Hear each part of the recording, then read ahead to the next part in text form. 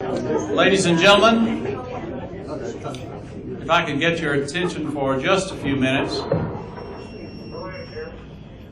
That wasn't part of the script. I don't know. I'm Mike Warren, CEO of Children's of Alabama. I'm delighted that you're here today. This is a special day that we have been looking toward for some time.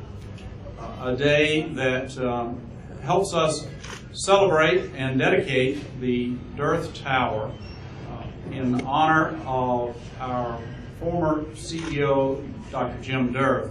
And we're delighted that the Dearth family is here with us, along with a lot of their friends and a lot of Jim's colleagues who are strung up and down the hall. It's a special day for us, and I'd like to take just a few minutes to reflect on some of the things that are, I think, important for all of us to put in perspective. Initially, I would tell you that in 1979, Jim and Joanne Dearth came to Birmingham, and the lives of literally thousands of people changed, including the lives of most of the people that are in this audience today. Jim, as most of you know, was born in Wisconsin. He attended Duke University, and as a law graduate, I'll tell you that's a good thing. Jim attended on a football scholarship. He was the only football player I have ever known who majored in chemistry. As a matter of fact, in 1969, in Jim's senior year, he was the captain of that football team, the leader of that football team, which should surprise none of us. Now, I'd like to tell you of their fabulous, undefeated national championship year. But this was Duke football, after all. They won 3 games, lost 6, tied 1, but blessings of blessings, they did beat North Carolina 17-14. So that in itself meant it was a good year. After graduating, then came medical school at the University of Wisconsin, and then residency and fellowship in pediatric hematology and oncology at the Mayo Clinic. And then finally, they got to Birmingham. Finally, they got to Birmingham, where Jim joined the pediatric faculty. He began treating literally hundreds of kids over the next number of years, children with cancer and blood disorders. He became our medical director in 1985, and then in 1987, it was frankly one of the great days in the history of Children's of Alabama, because it was at that time that Jim became our president and CEO. A year later, I joined the board and began to experience firsthand what it was like to work with Jim Dearth as a leader. Jim's vision was that we had a 4-pronged mission. We wanted, yes, to provide the very best care to our patients and to all comers as patients. We also wanted to train the next generation of pediatricians, and certainly we wanted to support research for tomorrow's cures and treatments. But that 4th part, being an advocate for children, was something that Jim took to heart. My goodness, was he ever the advocate. Jim Dearth was chairman of all 3 of the major children's hospital national organizations. He was the chair of NACRI, the National Association of Children's Hospitals and Related Institutions. He was the chair of CHCA, Children's Hospital Corporation of America. He was the chair of Children's Miracle Network. He was also the founder of Voices for Alabama. Jim Dearth, as an advocate for children, is something of a legacy that we will remember for years to come. Jim loved his family, as you well know. He took great pride in Joanne and those 3 kids that have somehow grown up. And now, 4 grandchildren. We're delighted that 2 of them are with us today.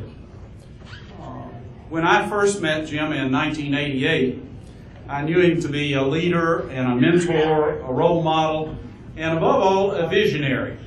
I have on my desk today a little memento that he gave the board members. I don't remember exactly when, but it has on it a quote from Proverbs, a quote, "Where there is no vision, the people perish." It's a legacy of Jim's that I look at every single day. Jim's vision guided us from a 160-bed community hospital to when he arrived to what was at the time he left the 14th largest in terms of beds with some 275 beds, and at the same time the 10th busiest children's hospital in the country. He knew at that time that as busy as we were, we needed to grow. Part of that vision is what is being realized this summer as we will open the Benjamin Russell Hospital for Children and create the Russell campus, incorporating all of these buildings and a marvelous, marvelous facility for children. So for all of these reasons, and for many, many more, it is fitting that today we name the bed tower in this building for our friend, our colleague, Dr. Jim Dearth. The bed tower in the McWayne building will be called the Dearth Tower.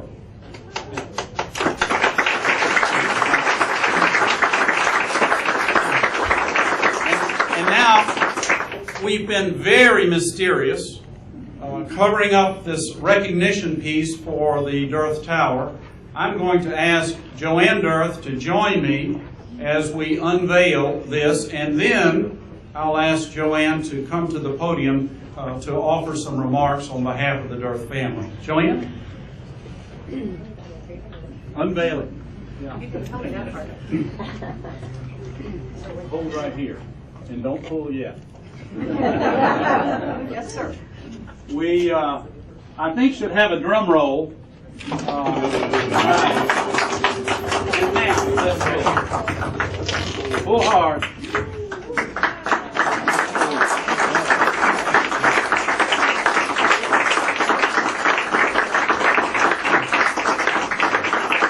Now, Joanne, if you think you recognize that sailboat, you probably do because it was Jim's.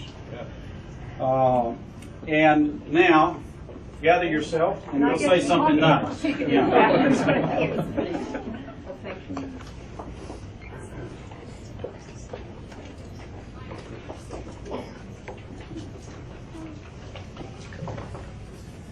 Mike, you're a hard act to follow. And actually, that's beautiful. That's Godspeed, Jim's long wanted dream, and it was really very special to him. I feel honored, very honored, to be surrounded here by my family, by my friends, and that's friends, personal friends as well as the Children's Hospital employees, because I became so close to Children's and they became part of my family as well. As we were walking to the memorial service for Jim after he passed away, and we had the service here at the hospital, Mike Warren asked me if it would be all right to name the existing patient tower the Dearth Tower. And I said, if Jim were here, his answer would be no, because he was very humble and did not want to attract attention to himself, and he wouldn't have done it. But I said, well, I'm in charge, and I think it would be a very fitting tribute. So I said, yes, Mike, that would be wonderful. So that's when I first heard about that. Jim became here, started here, as Mike said, as a pediatric hematologist oncologist. And his office was a room over by the incinerator. If it's still here, I don't even know where that was, but I remember going through the hospital trying to find him. But that was fine. He loved his office, wherever it was. He later was asked to become the CEO of the hospital.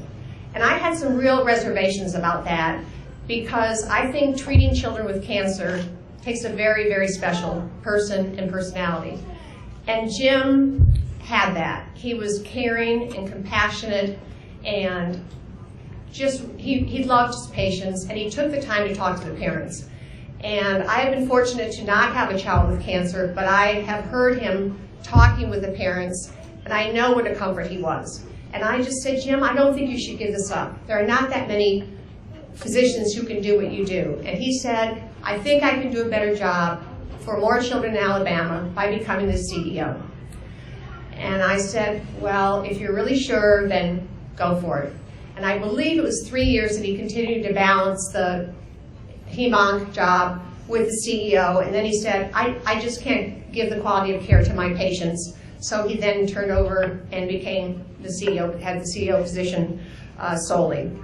When Jim entered medical school, he told me that family would always be his top priority. And that's over medicine, his physician duties, whatever. And he kept to that promise. And he was able to attend almost all of our children's activities. And I believe he set a good role model for the other employees and encouraged family involvement and participation so that people felt it was okay to leave and see their kids do things. As the years went on, Jim found another family, and that was Children's. And Children's became a part of him, and he became a part of Children's. Everyone was really important to him, and as I worked as a greeter at the hospital, he would come by around 10 o'clock, and he'd say hi to me, maybe give me a little kiss, and he was on his way to get a muffin down in the cafeteria. And he wanted to do that every day so that he could see the employees who worked in the cafeteria, because everyone was important to him, no matter where they worked. So that was his way to get in touch with those employees. And as he was walking along with me or by himself, he was always picking up litter, because he wanted this hospital to be clean. And I said, Jim, there are all those germs in that litter. Why do you have to keep picking it up? He said, why do people throw this litter down? It shouldn't be here. And he would get it and toss it away. So that was his effort in maintenance. And I'm sure that many of the administration team would remember the meetings in the meat locker. He kept his office extremely cold, and I don't know if it was from his Wisconsin upbringing, or if it was to keep everyone awake, or if it was to make sure the meetings didn't go too long. But I know that those of you who were there remember how cold it was. Over the years, Jim fought very hard for funding for the hospital, both at the state and at the national level. And as Mike said, he was on many of the national committees, and he did chair all three. And he worked hard to advocate for children in all those different ways. He was very proud of the fact that this is the one place that crossed all racial barriers. And he said all children are treated the same, and all of the employees were treated the same. And he felt that the hospital was the most integrated place of any location, and he was very proud of that, and I feel the same way. I'm very proud of Jim's foresight in purchasing the land so that this new hospital could be built, and working on some of the initial plans for the building. And I believe his dream was fulfilled to a large point because of the help of one person. And I know I shouldn't single out one person, but this fellow was instrumental in the development of the hospital, and that is Mike McDivitt. And I remember Jim was telling me, if Mike did not stay in his position, this hospital would not become to fruition.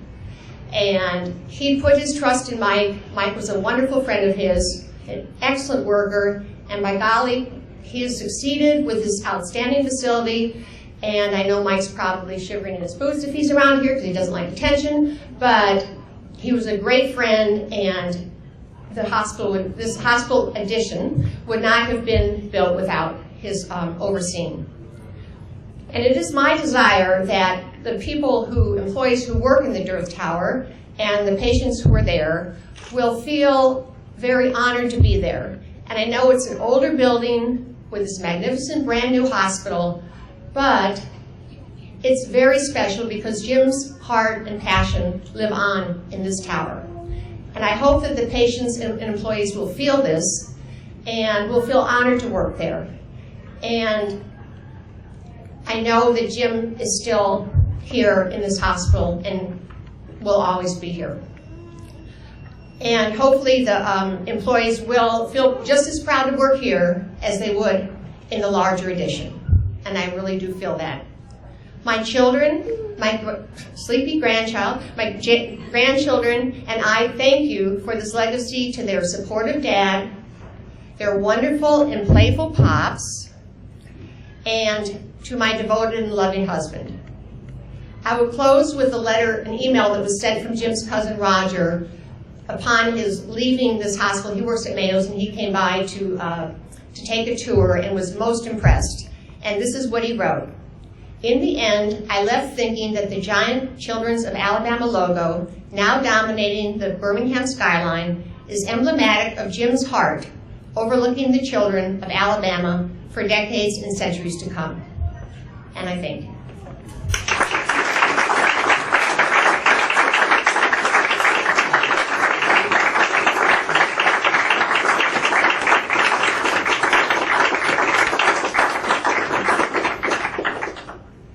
I understand Joanne was somewhat concerned about what she might say or how she might say it. After what you've heard, I think you will perhaps be willing to join me in offering her for election for whatever office you would like to hold. Thank you, Joanne, for those words, and I certainly think this crowd, in their applause, let you know what they thought of them as well. Ladies and gentlemen, thank you very much for being part of this. Thank you for helping us dedicate the Dearth Tower. And if you might join me one last time in recognizing Dr. Jim Dearth and the new Dearth Tower.